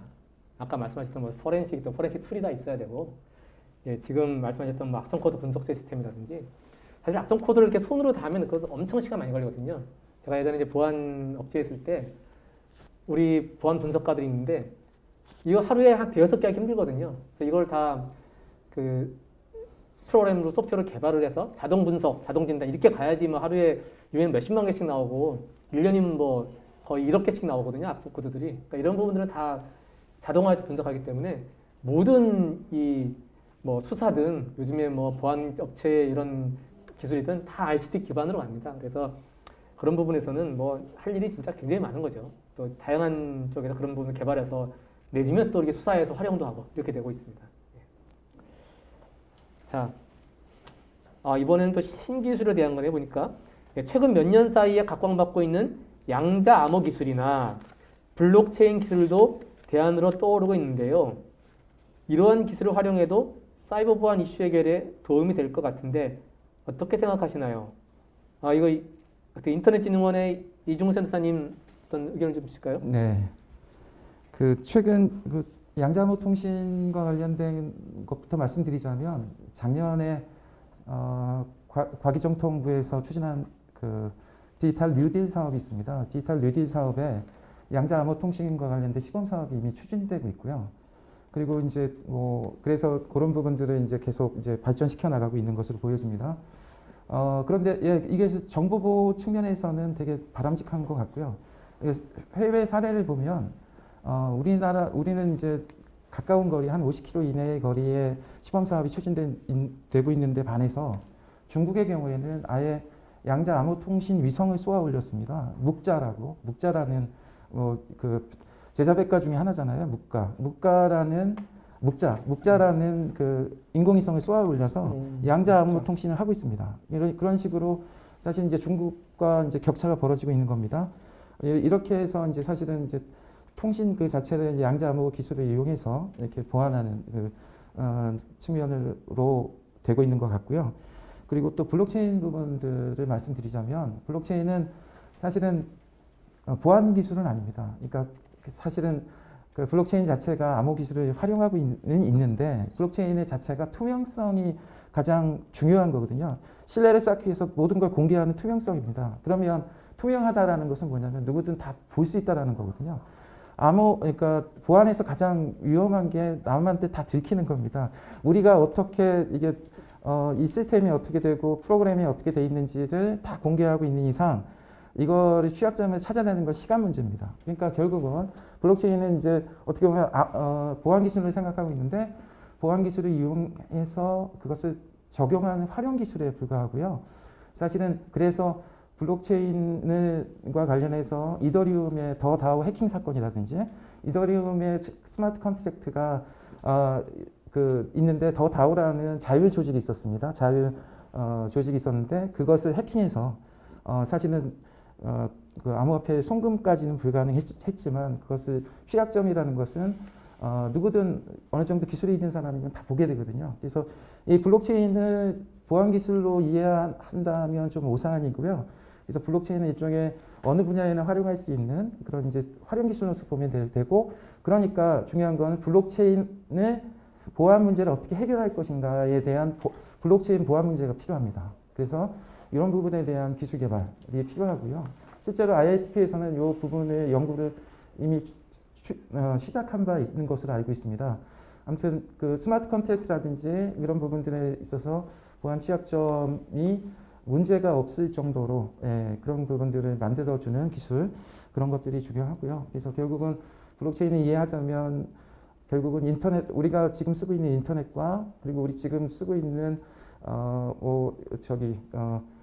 그리고 그 여러 가지의 활용 사례들을 전부 접목시킨 일종의 새로운 기술이 만들어졌다라고 보시면 될 것 같고, 이것을 보안 기술로 이해할 수는 없습니다. 물론 이제 DID라고 해서 분산 ID 형식으로 이루어지는 건 있지만, 제가 보기에는 이 분산 ID는 지금 공인인증 기술 정도의 이거는 뭐 제 개인적인, 그러니까 아이디를 어떻게 생성하느냐, 이건 PKI 기술 중에 하나인데요. 그거는 이제 블록체인도 그렇고 공인인증서도 그렇고 저희가 본인 확인을 하는 뭐 네이버 인증서, 카카오 인증서도 다 PKI 기술을 이용한 인증서 그런 비대칭 암호화 기술을 이용하고 있습니다. 아무튼 그런 부분에 있어서 특별하지 않고, 그래서 저는 블록체인이라는 영역이 만들어지니까 그 영역에 맞는 그 보안 기술 개발도 필요하다, 이렇게 생각하고 있습니다. 제가 사실 블록체인 회사에서 한 1년 반 정도 보안 책임자로 있었는데요. 저 말고 이 블록체인에 대해서 이렇게 정확하게 이해하시면 처음 맞는 것 같아요. 사실 블록체인이 보안성이 좋다 이런 말은 사실 잘못된 말이거든요. 우리가 보안성 그러면은 기밀성, 무결성, 가용성 이렇게 하겠는데 사실 기밀성은 빵이거든요. 다 공개하는 게 아까 투명성 말씀하셨잖아요. 블록체인은 공개가 핵심인데 기밀성이 좋을 리가 없죠. 예. 그다음에 무결성이 핵심인데 그거는 노드가 많을 때 되는 거고 가용성도 마찬가지 노드가 많을 때 그런 거거든요. 그러니까 지금 이런 이제 프라이빗 블록체인 이런 쪽에서 노드 수가 적으면은 그거는 블록체인 자체로 보안성이 좋은 게 아니라 기밀성은 빵이라고 그랬고 기밀성 무결성도 그걸 잘 지켜 딴 쪽 잘 지키니까 이게 안전해지는 거여서 확실하게 역시 블록체인 전문가로서 이렇게 말씀하셨습니다. 네.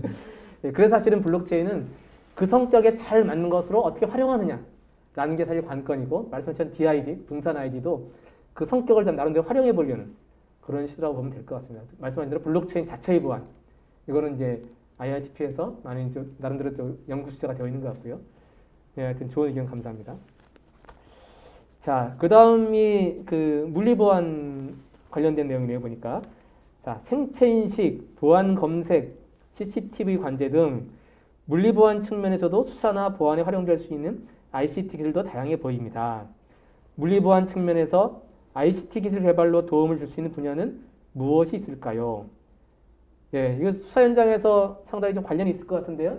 우리 이규봉 시장님 어떠신가요? 네, 뭐 수사와 관련해서는 사실 지문 및 홍채 등의 어떤 생체 인식 그리고 뭐 출입증에 의한 보안 검색, 그 CCTV 간제 등에 의한 물리 보안은 사실 뭐 보안 기술적뿐만 아니라 수사에 있어서 참 예전부터 중요한 어떤 증거 자료의 일부였습니다. 다만 최근에는 어떤 개인정보 관련 법령에 의해서 해당 자료에 붙는 보관 기간이 설정되어 있거나 어떤 아니면 물리적인 저장 장치 한계로 인해서 일정 기간이 경과한 정보는 저장되지 않고 삭제되다 보니까 사실 수사의 한계도 뭐 있는 것도 사실입니다. 이 부분 관련해서는 어떤 개인정보 관리라는 측면하고 그 보안 및 수사의 필요성에 대한 어떤 적절한 조화가 사실 필요한 부분이고요. 그리고 사실 CCTV 관련해서 사실 요즘 그 CCTV에 있는 어떤 그 영상이랑 실제 인물이랑 동일한 사람인지 여부를 판명해주는 어떤 그런 부분까지 현재까지 나와 있기 때문에 CCTV와 특히 뭐 관련된 어떤 그런 부분에 있어서는 참 수사에 있어서 유용한 부분이 될 수 있을 거로 보여집니다. 예, 이제 그런 부분들이 CCTV를 수사에 활용할 수 있는 여러 가지 뭐 솔루션들, 네네. IT 쪽에서 이렇게 해주는 게 좀 필요한 부분이겠네요. 맞습니다. 네네. 네, 예, 많이 또 활용도 하고 계시고. 네네. 예, 예. 요 관련해서 저기 키사의 이중훈 센터장님 어떤 의견 좀 주실까요? 네, 저희가 재작년부터 신규 사업을 하고 있는 분야가 이제 물리보안 쪽, 그래서 융합보안 겸해서 이렇게 하고 있는데요. 여러 가지 관심을 많이 가지고 있습니다. 그래서 사실은 이제 지능형 CCTV라고 해서 사실은 어떻게 배회하고 있는 사람, 이게 이 사람이 특정한 목적으로 노리고 범죄를 저지르려고 하는지 라든지 뭐 이런 것들도 탐지해내고 사람이 쓰러졌을 때 이 사람이 위험에 처해 있는지 이런 것들도 알 수 있는 그런 기술이 개발되었고요. 그리고 또 그 충북 진천이라는 곳에 가면 그 CCTV가 이제 지자체에서 운영하고 있는 CCTV가 있습니다. 그게 뭐냐면 귀달린 CCTV라고 해서 CCTV는 이제 영상 정보만 보여주는데 그 음성 정보를 예컨대 비명 소리라든지 뭐 이런 것들을 캐치해서 이게 돌아가면서 그 상황이 어떤 건지를 알아서 탐지해주는 이런 것까지도 뭐 이렇게 활용하고 있습니다. 그러니까 그런 부분에 있어서 CCTV라든지 뭐 다른 IoT 기기들을 이용해서 물리보안에 활용할 수 있는 여러 가지 그런 것들도 있고요. 그리고 실제로 그 문제가 생겼던 게 이제 얼마 전에 그 휴전선에서 문제가 탐지 못한 그런 부분이 있지 않습니까? 그게 사실은 이제 오작동이 많이 일어난다고 하지 않습니까? 그런 것들을 이제 오작동을 어떻게 하면 만약에 나뭇잎이 흔들린다든지 뭐 다른 조건에 의해서 한 것을 침입으로 오탐하는 그런 부분들을 이제 좀 줄여주는 그런 것들도 중요하지 않겠습니까? 그 외에도 사실은 최근 이제 정부가 국토부에서 하고 있는 디지털 트윈 사업, 그러니까 지금 실제와 실물과 그다음에 그 가상을 그대로 연결해서 그런 것들을 실제로 탐지하고 그다음에 그런 부분들을 또 활용성까지도 이제 보장하는 그런 것들이 만들어지고 있습니다. 이런 것들도 실제로 이제 물리보안 분야에서 계속 이제 만들어지고 있는 거고요. 물리보안 문제에 있어서는 사실은 그 위험성은 사실은 게임하듯이 하지만 드론 조정을 미국 우주군사정부에서 드론으로 조종을 해가지고 뭐 테러리스트 폭사시킨다든지 이런 것들이 이제 게임의 일환처럼 이루어지고 있는 그런 상황에 있어서 물리와 그다음에 사이버 보안이 다르지 않다라는 거 이게 특별한 그런 의미를 갖는 것 같습니다. 예, 보니까 보안 분야에서 CCTV의 어떤 역할이 굉장히 크고 그러네요. 그러니까 근데 사실 이제 CCTV는 그냥 우리가 보안의 영역이로만 보기에는 워낙 많이 설치되어 있으니까 사실 사회적 영역이 또 사실 큰 부분이 있어서 이것이 설치되었을 때 혹시 뭐 국민이 감시당한다 이렇게 느낌을 받을 수도 있지 않습니까? 네, 맞습니다. 그래서 그 CCTV 자체의 보안이나 또 운용 체계 이런 것에 대해서 국민의 신뢰를 받는 것이 앞으로 이 보안 분야에서 또는 수사 분야에서 이걸 활용하는데도 굉장히 도움이 될 것 같습니다. 그런 부분들도 한번 우리가 좀 검토해 볼 필요 있는 것 같고요. 하여튼 좋은 말씀 감사합니다. 자, 또 그다음 질문은 보니까 보안 단계별로 뭐 예방, 모니터링, 감시, 대응 조치, 복구 단계별로 여러 나눠볼 수 있는데 각 단계별로 활용되는 기술들이 조금 다를 것 같습니다. 어떤 기술들이 있을까요? 그러니까 이거는 보안 프로세스가 보통 우리가 뭐 예방, 탐지, 대응 이렇게 이야기하거든요. 근데 각각에서 혹시 어떤 기술을 좀 대표적으로 꼽아줄 수 있는 게 어떤 게 있는지 우리 경찰청 이중구 대장님 한번 말씀해 주실까요? 사실 뭐 경찰은 사실 기술적인 부분보다도요. 사실 수사를 하는 과정에서 사실 수집된 악성 코드 정보 등을 뭐 키사 등 유관기관과 공유도 하고요. 사실 그리고 언론동을 통해서 국민들에게 미리 알려서 추가 피해 확산을 방지하고 있습니다. 최근에 3월달에 랜섬웨어 어떤 겐더클럽 검거 사건에서도 2년 전에 이미 경찰 기관 4층에서 출석 요구서를 가장한 랜섬웨어가 첨부된 악성 메일이 유포되는 사실을 인지하고 수사를 착수한과 동시에 한국인터넷진흥원 등 유관기관과 함께 포털사에 해당 이메일의 수신 차단 조치를 하였습니다. 그리고 수사 착시와 동시에 언론 보도를 통해서 국민들께 피해 주의를 긴급히 당부함으로 인해서 어떤 피해를 최소화한 부분이 뭐 경찰로 봤을 때 그 부분이 예방과 관련된 부분으로 볼 수 있고요. 다만 이제 보안 프로세스 관점에서 사실 지금은 모니터링 감시 단계, 대응 조치 단계, 뭐 복구 단계 세 단계로 나눴는데 사실 경찰 수사라는 또 경찰 수사를 통해서 어떤 신속한 원인을 규명하고 피해자 근거를 한 이후에 피해 확산을 하고 뭐 피해 회복을 하는 그 단계도 보안 프로세스의 어떤 한 단계로 사실 경찰로 봐서는 참 중요한 단계로 사실 보여집니다. 사실 다만 이제 그 부분에 대한 어떤 논의가 전혀 없다 보니까 사실 향후에는 보안 프로세스의 어떤 관점에서도 경찰 수사도 어떤 한 부분에 포함시켜서 같이 검토하고 논의하고 어떤 발전 방향을 제시해 주셨으면 참 좋을 것 같습니다. 아, 이거 굉장히 중요한 지적인데요. 사실 이제 저희 보안 동네에 있는 사람들은 말씀하신 피해 회복이 우리는 그냥 복구거든요. 네. 복구니까 뭔가 IT 인프라가 뭔가 그 손상이 됐으면 또는 데이터 손상이 됐으면 그걸 복구한다라는 걸 이제 물론 또 기업 입장에서는 사고로 인해서 저하된 브랜드를 손상된 브랜드를 어떻게 올릴 것이냐 생각하는데 지금 말씀하신 대로 피해자의 회복이라는 거는 상당히 뭐 기술적인 내용보다는 사실 사회적인 내용이고 맞습니다. 굉장히 여러 가지 다방면에서 뭐 심리 치료도 필요하고 네, 맞습니다. 다양한 관심이 필요한 네. 분야에서 그 부분을 하나의 프로세스로 보는 건 굉장히 중요한 지적인 것 같습니다. 예, 감사 말씀드리고요. 또 우리 키사의 이종우 센터님. 예. 네, 다양한 분야에서 정보보호 관점에서 보면은 저희가 여기 이제 예시되어 있는 모니터링 감시 단계, 대응 조치 단계, 복구 단계 이렇게 나눌 수 있는데 결국은 이제 요것들과 전부 이렇게 보면은 사실 아까 제가 말씀드렸듯이 그 다양한 분야에서 이런 이제 단계별뿐만 아니라 다양한 분야에서 인공지능이 활용이 되고 있어요. 예컨대 저희가 키스크라브에서 사이버 침해 대응 센터를 운영을 하고 있고 그래서 이제 관제를 하고 있는데 이런 것도 사람이 직접 이제 문제가 있고 그런 것들을 이제 알아내는 그런 노하우적 측면이 있는데 이런 것들도 사실 인공지능으로서 무슨 이상 상황이 발생을 하게 되면 알아서 판단하고 이런 것들을 보고해주는 그런 것들도 이제 나아가야 될 부분이라고 생각합니다. 그리고 여러 가지 면에 있어서 저희가 만약에 그 디도스 공격이라든지 아니면 다른 뭐 공격을 받았을 때 그 사이버 대피소라는 것을 운영을 하고 있어요. 이 사이버 대피소는 아시다시피 그 트래픽을 분산시키는 거거든요. 그래서 어느 특정 DNS를 공격하는 뭔가가 있다면 그걸 이제 우회시켜가지고 저희가 그 트래픽을 이제 감시하거든요. 그러니까 이상한 트래픽들을 전부 걸러내고 실제로 사용할 수 있는 것만 이렇게 그 접속을 시키는 그런 것들도 이용하고 있기 때문에 그러니까 사실은 이 보안 문제는 요 프로세스 관점에서는 지금까지 나와 있는 모든 기술들이 다 이제 거기에 적용이 가능하고요. 그리고 실제로 더 나아가자면 이제 인공지능이라든지 데이터 활용 기술 이런 부분들이 이제 더 그 보안 문제를 해결하는데 도움이 될 것으로 생각됩니다. 제가 두 분 말씀을 듣다 보니까 혹시 이게 질문을 하신 분이 이게 이 분야를 잘 몰라서 하신 질문이면 이게 좀 약간 이 앞선 그러니까 좀 이렇게 숙련된 좀 숙성한 이런 답변을 하신 거거든요. 제가 아주 초보적인 답변 하나 좀 드려볼게요. 말씀드린 예방 탐지 대응이라고 한다 그러면 예방은 우리가 보통 보안 솔루션 뭐 백신을 쓰시든지 또는 회사에서는 방화벽, 뭐 웹방화벽 이런 것들이 다 예방이거든요. 다 예방 솔루션들입니다.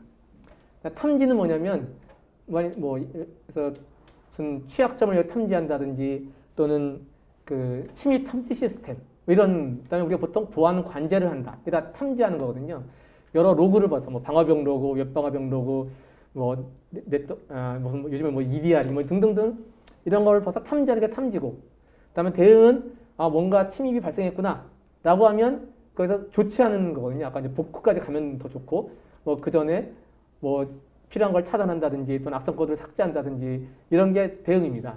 그래서 이런 예방 탐지 대응에 관련 기술들이 있고, 요즘에 핫한 이슈는 예방 탐지는 그래도 뭐 여러 가지로 자동화하려는 노력을 많이 했는데 대응을 좀 이렇게 자동화하는 게 어려워서 아까 우리 이중근 센터님 말씀하신 그런 인공지능 을 활용해서 어떻게 좀 대응을 좀 자동화해 볼까. 그래서 뭐 오케스트레이션 뭐 이런 이제 이야기들이 나오고 있는데 그런 부분은 좀 대응 쪽을 자동화하려는 게 요즘에 이제 중점적으로 핫하게 많이 이야기되는 겁니다. 그래서 혹시 이제 초보적으로 오시는 분들을 위해서 제가 약간 좀 정리 좀 해드렸습니다. 네. 자,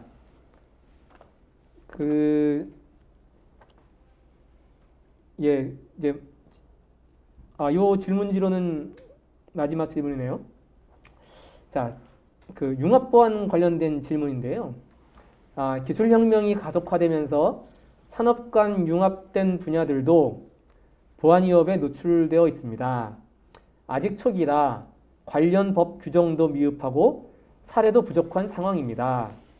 헬스케어 장비의 개인정보 침해 문제라든지 자율주행차의 보안 기술 등 이제 뜨고 있는 분야에 대해서는 어떤 대비를 해야 되는지 궁금합니다.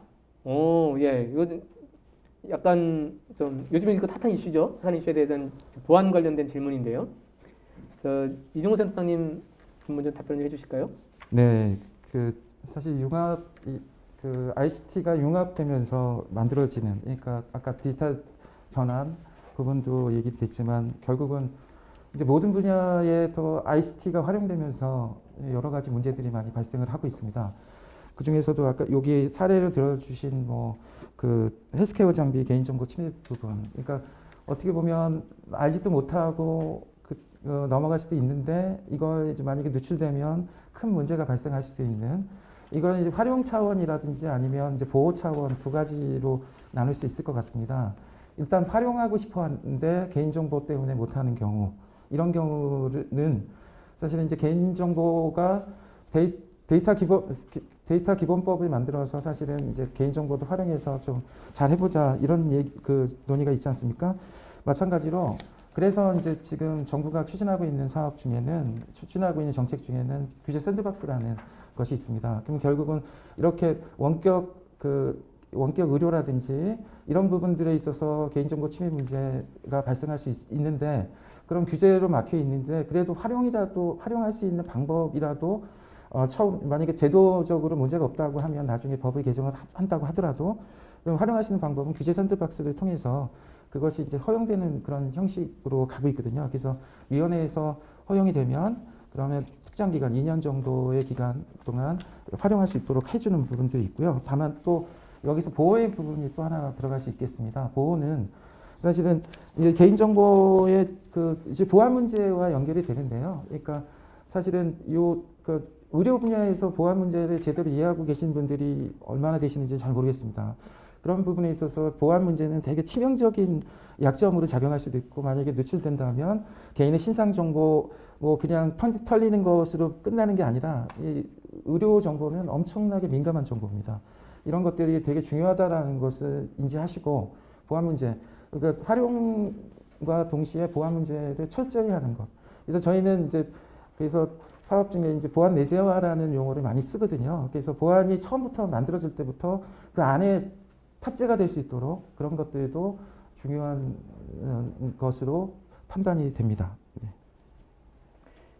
예, 지금 센터님이 특히 이제 의료 분야 쪽을 많이 말씀해 주셨는데, 사실 요즘에 이제 데이터 활용이라는 측면에서 뭐 빅데이터 이런 얘기 나오면서 많이 이야기되는 게 이제 의료 쪽이죠. 뭐 감염 처리 이런 쪽이 나오는 거죠. 근데 말씀하신 것처럼 튼튼한 보호 이외에 안전한 활용이 가능한 부분이니까 사실 이제 그런 부분들 우리가 좀 유의해서 좀 볼 필요가 있겠습니다.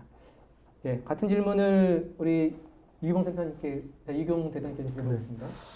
사실 뭐 융합보안 관련된 보안 위협 뭐 파트보다도 사실 헬스케어 장비라든지 뭐 자율주행차, 뭐 도른동 신규 뭐 IoT, ICT 기기에 관련돼서는 사실 경찰 수사와 관련해서 해서도 굉장히 중요한 자료입니다. 사실 특정 기기에 어떤 남아 있는 정보를 획득해서 뭐 디지털 포렌식을 통해서 범죄 관련 단서를 찾는 데 있어서 매우 진짜 중요한 자료입니다. 사실 뭐 헬스케어 장비라든지 뭐 도로는 이미 관련된 어떤 뭐 포렌식, 디지털 포렌식 관련된 분석 툴이라든지 이런 걸 현재 뭐 계속해서 연구 중에 있고요. 그다음 굉장히 중요한 자료입니다. 사실 제가 사이버 수사하기 전에 포렌식 관련된 어떤 부서에서 잠깐 근무한 적이 있는데요. 그때 어떤 건이 있는가 하면은 모텔에서 변사 사건이 일어났습니다. 변사 사건이 일어났는데 예전에는 그냥 그 출입 관련된 뭐 CCTV라든지 문이 잠겨 있었다든지 뭐 그 변사자의 핸드폰 또 소지품물 정도로 뭐 확인하고 나서 그냥 수사를 타살 혐의점이 있는지를 이제 판명했지만 그 당시에 어떤 포렌식이 들어온가 하면 그 모텔에 있는 그 유선 TV, 케이블 TV를 지도 포렌식을 했더라고요. 그러니까 변사자의 어떤 사망 추정 시간을 확인하기 위해서 디지털 케이블 TV의 어떤 리모컨이라든지 그걸 최종적으로 언제 그 리모컨을 눌렀는지 뭐 그런 부분을 분석을 해서 사실 사망자의 어떤 추정 시간을 확인한 사례가 있었는데요. 사실 그런 부분과 관련해서 본다고 한다면 어떤 헬스케어 장비 같은 경우는 어떤 경찰 수사에 있어서 진짜 중요한 어떤 자료라고 보여집니다. 그러다 보니까 이런 신규 장비를 개발하거나 어떤 관련된 법령을 정비할 때는 단순히 어떤 기기의 효율성만 이런 것만 강조할 게 아니라 장비를 뭐 제도 정비할 때 경찰 수사라든지 아니면 보안이라든지 디지털 포렌식 어떤 관점도 좀 함께 좀 고려해서 관련된 제도라든지 법을 좀 정비했으면 하는 바람이 있습니다. 예, 또 수사 관점에서 포렌식 이슈들이 있을 수 있다 이런 부분 이제 말씀하셨고요. 제가 질문을 다시 한번 읽어보니까 어떤 대비를 해야 되는지 궁금합니다. 이렇게 질문을 하셨어요. 그래서 제가 한번 그것도 그런 측면에서 한번 말씀을 좀 드려보면 이렇게 될 것 같습니다. 그러니까 이제 법제도라고 하면은 이제 아까 말씀하셨던 이제 뭐 개인정보보호 이런 게 있죠. 지금 자율주행차 가면은 카메라가 쫙 찍지 않습니까? 중간에 오가는 사람 다 찍지 않습니까? 이거 개인정보 아니냐 이런 이제 이슈들이 있죠, 사실. 그래서 이제 그런 부분들에 대한 게 지금 개인정보보호법도 좀 정비하려는 노력을 하고 있고요. 말씀하셨던 이중훈 사장님 말씀하셨던 그 샌드박스 이런 걸 통해서 좀 실험도 해볼 수 있는 측면이 있을 것 같고, 어쨌든 뭐 그런 부분입니다. 특히 AI 관련된 것은 법 제도도 필요하지만 AI 윤리가 도대체 어떻게 되는 거냐. 우리가 이제 바이오나 의료 쪽은 생명 윤리에 대한 얘기 많이 했지 않습니까? 근데 이제 AI 같은 경우는 이제 요즘에 슈퍼 인텔리전스 이런 얘기가 나오기 때문에 좀 AI 윤리에 대한 것도 이야기를 좀 많이 해봐야겠다. 업계든 학계든 법 쪽이든 얘기를 좀 해봐야겠다라는 게 저는 중요하다고 보고요. 그리고 이제 기업 입장에서는 예를 들어서 제가 이제 예를 많이 든 게 청소기인데 그 로봇 청소기라는 게 있죠. 로봇 청소기가 이렇게 쭉 가면은 청소가 자율적으로 잘 돌아가지 않습니까? 근데 걔가 어떻게 집안을 잘 돌아다닐까요? 네, 앞에 카메라가 있죠. 카메라가 쫙 집안을 찍습니다. 그래갖고 그 카메라가 로컬에 다 그 청소기에 저장이 될까요? 그만큼 저장 장치가 없죠. 다 클라우드로 올라갑니다. 거기서 얘가 분석을 해서 아, 이 집이 어떻게구나라고 알고서 이제 쫙 청소를 하는 거죠. 장애물이 있네, 옆에 피해가야지. 다 기록해 놓는 거죠. 그러니까 이게 잘못하면 원격에서 이 나쁜 놈들이, 이 범죄자들이 딱 이거를 제어를 탈취하면, 원격 조정을 하면 이 집안의 프라이버시를 얘들이 다 이렇게 볼 수 있는 거예요. 그러니까 기업에서는 아까 누가 말씀하셨죠? 이런 IoT, 사물 인터넷 관련된 이런 기기들 보안 굉장히 잘 해야 된다라는 거고요. 요즘에 가전에는 다 와이파이가 붙어 있거든요. 그러니까 다 IoT 기기입니다. 보안이 굉장히 중요한 거고요. 그다음에 이제 소비자로서 오늘 이제 시청하신 분들 중에 소비자잖아요. 소비자들로서 이런 요즘에 TV도 인터넷부터 다 붙어 있잖아요. 이런 거 사실 때, 구매하실 때, 아, 이 회사의 보안이 어떻게 잘 돼 있는지, 보안 투자를 잘하는지, 또는 나중에 이제 보안 인증가 다 있을 텐데, 그런 거를 이제 조심하셔서, 아까 카메라, 웹캠 이런 것도 마찬가지죠. 펫캠 이런 것도 살 때도 그런 보안 쪽이 잘 돼 있는 회사 거를 구매하셔야지 그런 기업에서, 아, 그런 쪽이, 아, 이거 잘못하면은 장사가 안 되겠네? 이렇게 되는 거거든요. 그래서 그런 거 소비자로서 또 대비하셔야 될 거 아닐까, 이렇게 좀 싶습니다. 예. 이게 이제 준비된 마지막 질문이었고요. 제가 댓글을 하나 보다 보니까 이게 공통적으로 여러 번 나온 질문이 하나 있어서 제가 하나 읽어드리려고 그러는데요. 베스트 댓글 제일 위 쪽에 있네요. 제3자 금융사기나 메신저를 이용한 파밍 사기가 급증하고 있고, 아, 파밍 이런 거 말씀하시는 거 보니까 좀 이쪽을 아시는 분이시네요. 주로 IT 기기를 다루기 어려운 고령자들을 타겟으로 하고 있는데 이를 도와줄 수 있는 움직임이 필요할 것 같아요. 그러니까 고령자들을 좀 도와줘야 되지 않겠냐라는 거고요. 제가 그 사이 좀 찾아보니까 이게 정지땡님이 올리셨는데요. 김상땡님도 또 비슷한 취약계층의 교육이 필요하다 이런 말씀도 하셨고, 또 강하땡님도 사이버 방역에 취약한 노년층, 어린이들 대상으로 계층별 맞춤 교육 실시했으면 좋겠다 이런 이제 말씀하셨습니다. 그러니까 지금 어려운 사고들이 나는데 이게 이른바 정보 격차일 수도 있고 이런 사고가 집중되고 있다 이런 부분들에 대한 의견을 주셨습니다. 예, 키사의 이중호 센터장님 어떤 좀 의견을 주시겠습니까? 네, 사실은 그게 이제 격차, 아까 방금 말씀하셨듯이 디지털 격차가 존재하는 것 같습니다. 그리고 실제로 이제 그게 취약한 부분인 건 맞고요. 그래서 이런 부분에 대해서는 이제 교육을 이제 저희가 이제 사이버 보안이라든지 교육을 좀 하는데 이제 그게 대상자가 고령층이나 아주 어린이들이나는 사실은 사각지대에 있는 것 같습니다. 그래서 결국은 이런 부분을 어떻게 처리할 것인가는 이제 정책적인 부분으로 가야 되지 않을까 이런 식이 되는 것 같고요. 그래서 예전에 이제 그러니까 정보 격차를 이제 방지하기 위한 여러 가지 사업들이 정부에서 추진했던 적이 있습니다. 그런 것과 동일한 선상에서 이런 부분들도 교육이 이루어져야 되고 또 어린이들에게도 사실은 이제 이런 거에 관심이 많고 오히려 일반인들보다도 이런 것들 그러니까 익숙하거든요. 예. 저희 성인들보다도 더 잘 IT 기기를 더 잘 다루는 그런 아이들에게도 사실은 요게 실제로 오인할 수 있는 여러 가지 그런 것들이 있습니다. 그래서 실제와 이런 이제 사이버가 다르다 아니면 또 그것은 어떻게 대응해야 된다라는 아주 기초적인 교육들도 필요하리라고 생각합니다. 예, 말씀하신 대로 이제 노년층 어린이들 쪽에 정책적으로 좀 교육을 좀 강화해야겠다 이런 말씀해 주셨고요. 예, 우리 경찰청의 이봉장님 어떤 의견을 좀 주실까요? 네, 최근 어떤 노년층 상대로 일어나는 범죄 유형을 보게 되면 사실 사이버 사기라든지 그리고 사이버 금융 범죄 그리고 메신저 피싱, 스미싱 등 정보통신망 이용 범죄의 어떤 주 피해자가 될 가능성이 많이 높습니다. 사실 이 부분은 저희도 저도 예전에 보시피 일선서 가정을 할 때 사실 노인정이나 노래교실 같은 데 가서 보스피싱 관련된 교육을 하고 전달한 적이 있지만 사실 그게 한계가 있습니다. 사실 이게 자기가 직접 경험해보지 못하면 사실 예방이 참 힘든 부분이거든요. 그렇다 하더라도 사실 각 범죄 유형별로 어떤 범죄 수법이나 각별히 주의해야 할 어떤 사항을 정리해서 그게 맞게끔 어떤 체계적인 어떤 교육이 사실 필요한 부분인 것 같고요. 그리고 그러니까 학생 상대로 만약에 주로 일어나는 범죄로 보게 되면은 물품 사기라든지 게임 아이템 사기의 어떤 피해자가 될 가능성이 높은데요. 사실 학생들 상대로 봤을 때 어떤 피해자 관련된 교육도 중요하지만 사이버 범죄의 어떤 그 피의자 범죄자의 어떤 연령을 봤을 때 대부분 초, 중, 고 그리고 20대 초반까지 어떤 학생층이 많습니다.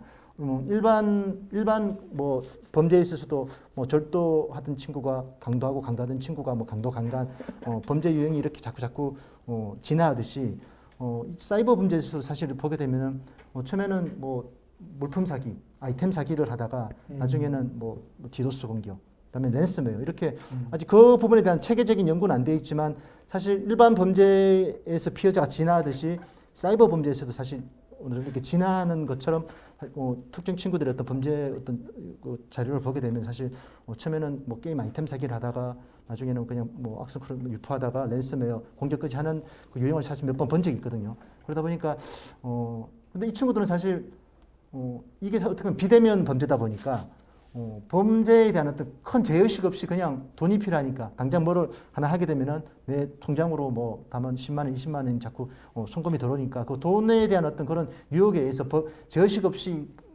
하다 보니까 사실 더 큰 문제가 되어 것 같습니다. 특히나 이제 초등학교 때 작은 범죄 같은 경우는 뭐 사실 뭐 기수유예나 집행유예로 인해서 실처벌 안 받다 보니까 그에 대한 어떤 범죄에 대한 어떤 제의식이 더 희박해지는 어떤 그런 부분으로 보여지거든요. 그러다 보니까 사실 이런 부분에 대한 뭐 범죄 진화와 관련된 어떤 부분도 그렇고 어린이 학생들에 대한 어떤 그런 어떤 심리적인 어떤 부분까지 다 통합해서 구체적인 어떤 연구라든지 학습 자료를 통해서 체계적인 어떤 구체적인 어떤 교육이 되어져야만이 우리 선량한 친구들이 범죄인으로 어떻게 넘어가는 부분을 막을 수 있지 않을까라는 생각이 듭니다.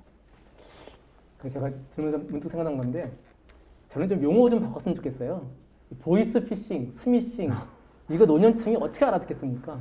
그냥 전화 금융 사기, 문자 메시지 사기 이렇게 해서 명확히 해줘야지 그 노년층들이 그게 뭔 소리인지 알고 이해하는 거고 그 다음에 그 무슨 해커 이런 말 있잖아요. 해커라는 원래 그 RFC에 나오는 가치 중립적인 용어거든요. 상당히 긍정적인 의미가 있어요. 이거 범죄자, 범행자, 범인 이렇게 좀 표현을 했으면 좋겠어요. 이거 무슨 해커입니까 해커는? 그래서 그런 표현은 저는 사회적으로 이게 문제다, 범인이다, 범죄다 이런 인식이 있어야지 보안 쪽에서도 뭔가 기술적으로 모조하고 뭐 하는 것이지 너무 사회적으로 그런 부분이 안 돼 있어. 저는 언론 쪽에서 이런 또 뭐 그 정부도 마찬가지고 용어를 명확히 범죄는 범죄다 이렇게 좀 해주셨으면 좋겠고 제가 이제 학교에 있는 입장에서 하나 좀 그 말씀을 드리면 제가 또 그 저희는 이화여대가 그 지금 정보통신기획평가원에서 하는 사업이 이제 소프트웨어 중심 사업, 중심대학 사업이라는 걸 하고 있는데 거기서 어떤 게 있냐면 그 구청하고 저희는 이제 서대문구청인데요. 서대문구청하고 연계를 해서 소프트웨어 관련 교육을 하는 사업이 있습니다. 그래서 구청에 가서 이제 거기 청소년들 이렇게 모이면 가서 이제 교육을 해주는 사업인데요. 제가 이제 그걸 보면서 이게 딱 그 느낌인 것 같아요.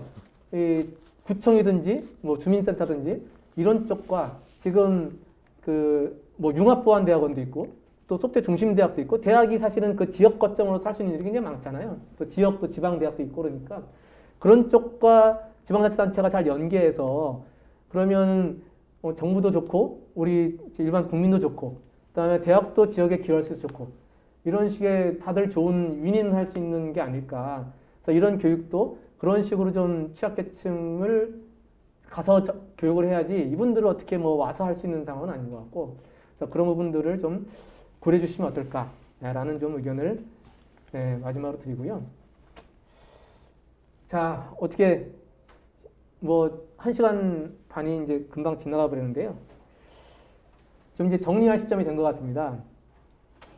자, 오늘 1시간 반 동안 이제 그 여러 그 참여자들분께서 올려주신 감사하게도 많이 올려주신 그런 이제 댓글을 중심으로 토론을 나눠봤습니다. 어떻게 보셨는지 모르겠습니다. 좀 궁금한 것도 좀 해소하시고 또 여러 가지 현안들이나 또 아이디어도 얻으셨는지 모르겠습니다. 또 보니까 뭐 그 IITP에도 도움이 될 만한 의견들은 나온 것 같고요. 사실 이제 저같이 오늘 하면서 드는 생각은 이런 행사가 국민과의 커뮤니케이션이라는 그 이제 정부 공공에서 시도하는 아주 뭐 몇 번 안 된 저는 잘 처음 보는데 또 특히 R&D 쪽을 하는 쪽에 신선한 건데 이런 행사가 그냥 일회성으로 그치지 않고 1년에 한두 번 정도 하면 어떨까 이런 생각 좀 들고요. 또 그 패널로 참여하신 분들 생각 좀 궁금하네요. 어떻게 우리 경찰청 이봉 사장님, 이봉 대장님 어떻게 오늘 어떠셨습니까? 유용한 시간이었습니다. 사실 수사적인 관점이 아닌 어떤 보안적인 관점에서 같은 어떤 대상을 바라보고 서로 다른 관점에서 바라볼 수 있는 어떤 좋은 시간이었던 것 같습니다. 네.